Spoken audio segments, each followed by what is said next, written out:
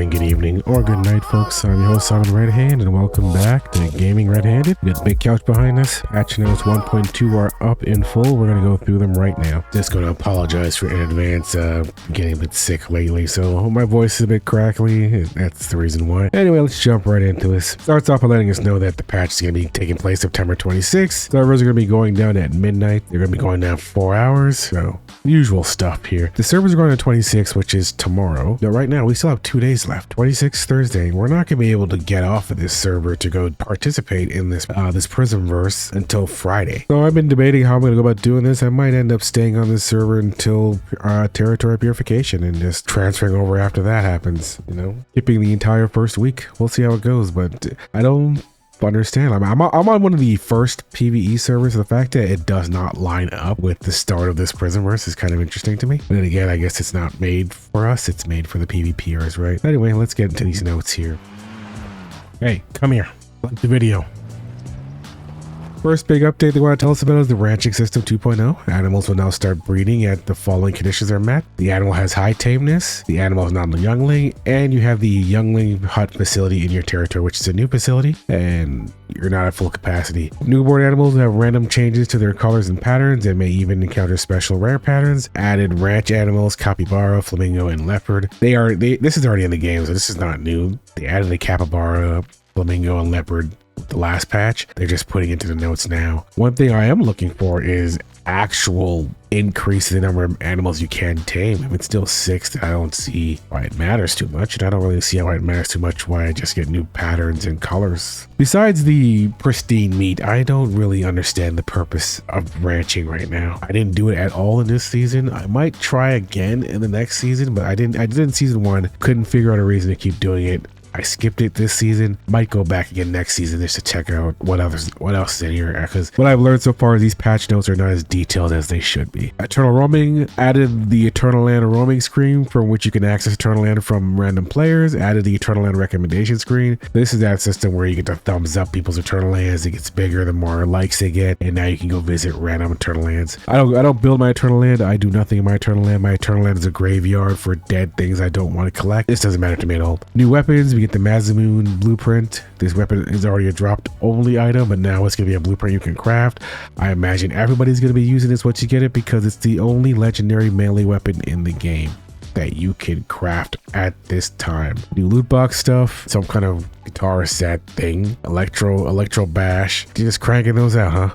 Cranking them out. All right, new fashion, another armor set. Looks kind of interesting. More weapon skins for the same 3 guns. There are a bunch of weapon skins for the Deagle, MP7, and the hammer. A lot of the guns don't really have skins. They seem to be reusing the same guns over and over again. I'm not sure why. I'm not sure why these skins don't include every gun in the game, but you know, they have some method there that they're using for this. The Northern Tour event period, September 26th through October 17th. The rock band Castle Wishes receives an invitation from the north, and the snowy landscape depicted in it makes everyone. The rock band Castle Wishes received an invitation from the north, and the snowy landscape depicted in it made everyone long to go. The decision was immediate. Head to the Snowy Realm. Incidents involving Snowy Realm will be gradually unlocked as the event progresses. Complete the incidents to obtain furniture blueprints, Starcrom, and more. Okay, well, besides the weird writing, this is actually interesting. It gives star crumbs. That's good enough for me to get involved. Furniture blueprints, also good enough for me to get involved. But star crumbs, that's enough. We're gonna take part in this.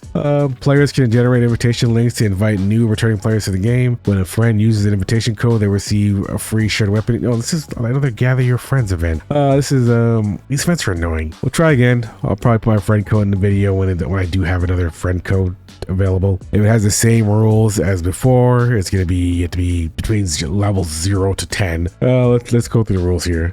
The invitation of the friendship points from the second phase will not carry over, but the event shop now features even more exciting rewards. Invite your friends now and share the bounty. Accounts that have not logged onto the game for the last 14 days are considered returning players. Returning event get back on track. How have you been doing since leaving Nalcott? Let's see here. We'll skip all that. So you get Star Crom, Mitsuko's marks, and XP, stuff like that. So we get people to come back. You get some Star Crom and returning XP. We'll see how this goes. Let's see the conditions. Accounts that have not logged on to the game for at least 14 days are considered returning players and up to 3 characters from such accounts can take part in the returning event. Once triggered, the returning event has a 60-day cooldown before it can be triggered again. Rules: if you enter the game and meet the conditions, a 21-day returning event will start. In the event, you will be able to claim gifts and complete special tasks to earn return emblems and unlock reward tiers. You can also return emblems to redeem resources and items to help your character grow. To make it easier for you to play with your friends, you can also participate in a returning event with new characters. The rewards for new and existing characters are different and can be reviewed in game. Hopefully those are interesting rewards. These are only for newer players though. That's the idea, is now that we have this PvP realm, we want people to come back, but I don't think Prismverse Clash is enough to get people to come back. I think the people who quit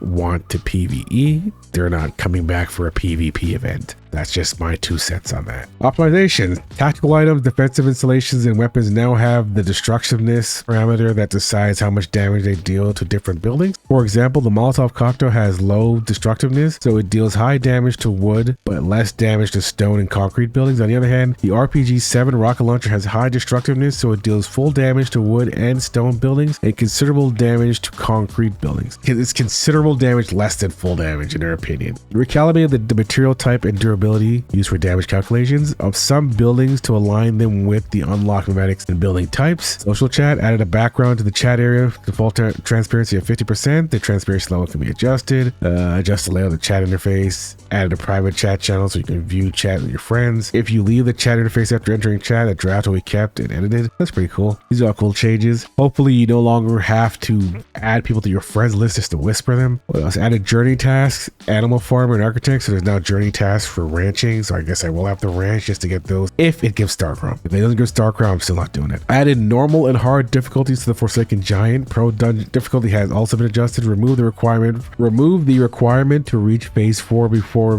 being able to challenge a Forsaken Giant. So I think it's cool they added a normal and hard difficulty for Forsaken Giant. I mean, I'm not going to be doing them, but it's cool that they have them. What else? Vehicle obstructions and other issues. We have been working on the issue of vehicles blocking passages in the wilderness, and our backend data now shows the problem has been somewhat mitigated. Many players have also reported that their vehicles were automatically retrieved after being parked in the wilderness. Our investigations have shown that these vehicles were parked in restricted zones, areas where construction was not permitted. We are also aware of your requests for trade zones in the wilderness, and we are currently working on a solution. This is not entirely true. My base right now, my truck has been recalled for being in a restricted zone. It's literally parked on my base platform because if you see my video before, I don't park my truck in town. My truck's only function was to have compost, and it had brewing barrels on there, and every day this week it has been broken to the point where I just stopped building it, but I did not move it anywhere. So what they're saying here is not entirely accurate. It's not just that it's in restricted zones, it's just been recalling vehicles randomly. It's a bug.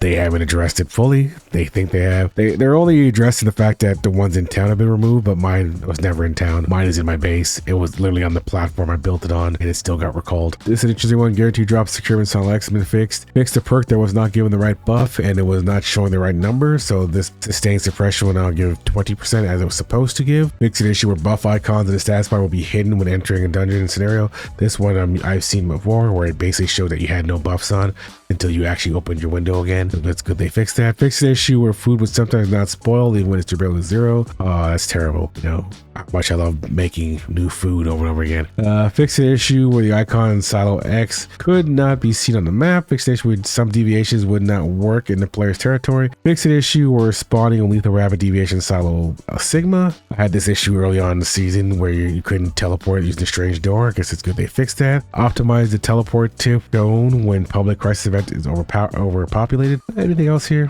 that's worth going over? Fixed an issue where high risk public events would become available during the wrong phase. Interesting. And fixed an issue where BuzzyBee would not increase the chance of obtaining deviated crops. So is BuzzyBee just not working for the entire season? Is that what they're trying to say with that one? How long has that issue been going on for? I wouldn't know because everything I plant is with mutated fertilizer. So I would just assume that is just a chance, but I also have BuzzyBees running, so I don't know if that was just part of the problem. These are the only notes that are here.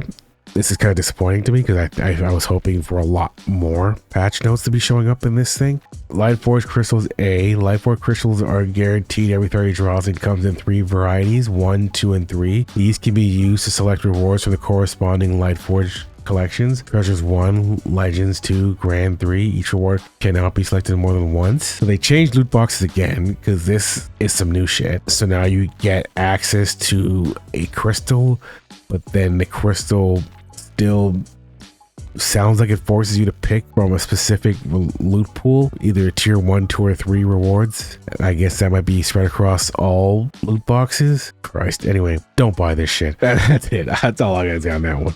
Don't buy it. But disappointing. We're gonna have to wait and see what happens here. The only thing here that sounds promising is this Northern Tour event. If it does go Starcrom, this Gathering Friends thing is annoying because it requires so many conditions to make it work.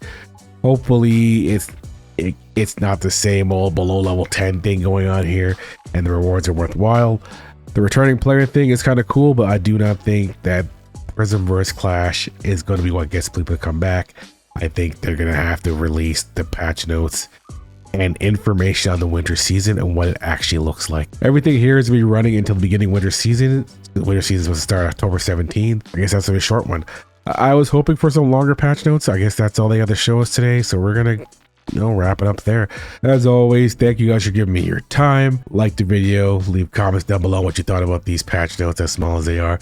Have yourselves a good morning, and if this is the only video you watch of me today, good afternoon or good night.